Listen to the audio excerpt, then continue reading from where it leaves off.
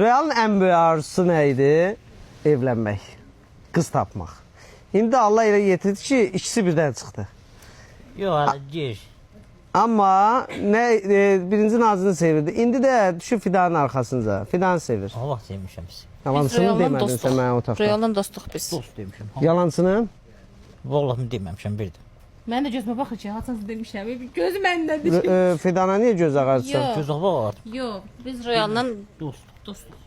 Sumqayıtda indirimlər var, bunların başını buraxın. Sumqayıtda 18 manata kutkalar var, 5 manata toxunmalar var, 5 manata pencəklər var, 18 manata balonka yarım dollar var. Fidan xanım oradan balonkalar göstər. Yaxşı, Axırda 5 manata deyəcəm bax bu Royal kimi sevir. koftalardır.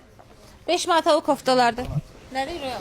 Balonkalar 18 manat. Pencəklər. Pencəklər 5 manat. Axırda deyəcəm Royal kimi sevir. Uşaqları da götürün gəlin.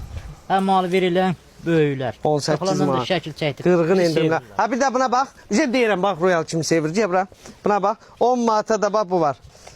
Royal elə bir dənə məni sevir. Mən də onu sevirəm. Hə Royal? Bəli. Hər bir kəs. Yəni. Paltar gəlin alın.